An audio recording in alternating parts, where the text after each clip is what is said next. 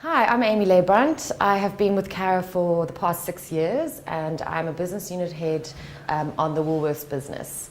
Today I'm going to be taking you through the cinema training module. Although cinema only contributes around 1% of ad spend in South Africa at the moment, it has a high amount of unique qualities that would appeal to a lot of advertisers. Whilst really considered a lead medium, we know that used in combination with TV has increased noting levels and is a great support channel. As you can see from the graph, when ads are placed on TV alone and then when ads are placed on TV alone with cinema, the noting levels were much higher. There's many reasons to consider cinema as part of your media mix. It's got unbeatable impact in the big screen environment. You can create huge impact for your brand. There's quality surround sound, giving the person sitting in the cinema a great 360 experience. You've obviously got a captive audience, whereby people are going there to listen to a story in the form of a movie, so to have your brand be part of that story is a great place to put your brand. There's low wastage. You can, in some instances, target specific audiences or specific movies to make sure you're reaching the right target audience. And there's minimal clutter. Certain cinema media owners only take on a certain number of brands for each screen or for each movie, so you know that your brand will stand out.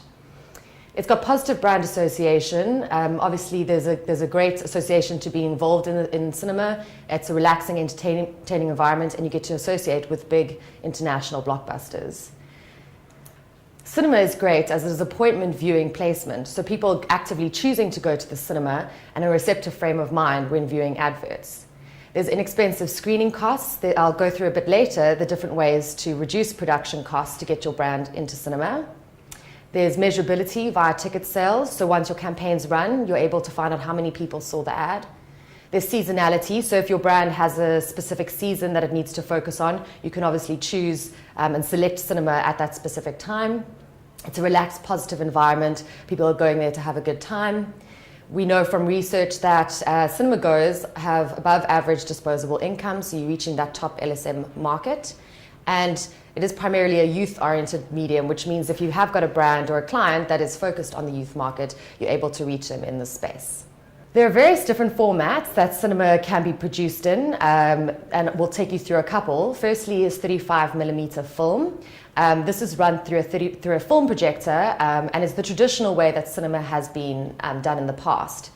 How this works is your advert would be converted from a normal advert material. It would be transferred onto a 35mm film, and then what would happen is you would have copies of this 35mm film, which physically gets sent to each of the media owners that is running your ad. This can be very expensive to do because you need to pay for every single copy of your ad to be transferred onto film, and it can take about 4 weeks up into production. The second format is digital.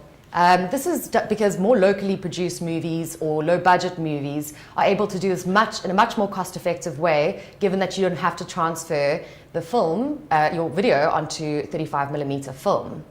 On some 35mm projectors, they are able to accept digital film, but this is very rare. And we find in markets such as South Africa and more mature markets, most of the advertising is now done in digital, given its low production cost. The last format I'll talk about is 3D, and this is obviously a relatively new technology that's come into the market.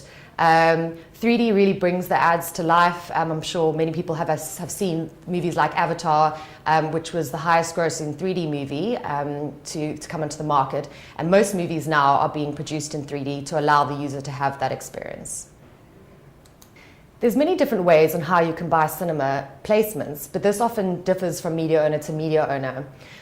Generally, there's a whole bunch of positions available up until the lead up to the movie, which has trailers running in between. Typically, being first on the reel means that there's a more likely chance that less people of the audience are going to see the ad, given the fact that there are latecomers to the movie. And then the closer you get to the movie, in terms of your position, the more chance you're going to reach 100% of that audience as people are then coming in to watch the main feature. Some media owners now have actually put most of their trailers up front first so that there's a greater chance of the audience seeing your ad. There are a few ways to use cinema in your media mix, and I'll go through some of the formats now. Firstly, as you can see on the screen, the follow the movie strategy. This is when you choose a specific movie, and this could be because we know it's going to be really popular in the market, or for example, if your client is a car brand and you know that that car is now featured in the movie, you're able to then drive that brand association. This is done across 35mm and digital. Obviously, if you're following a specific movie, you need to be in both, but there are options to do this in digital only. The second strategy would be follow the genre. And this works really well when you've got quite a specific target audience and you're able to follow a specific genre. So, for example, if you had a female brand that you wanted to reach specifically young females, you could then target chick flicks or romantic movies. The same if you had a very male-biased brand, you could then follow action genre movies.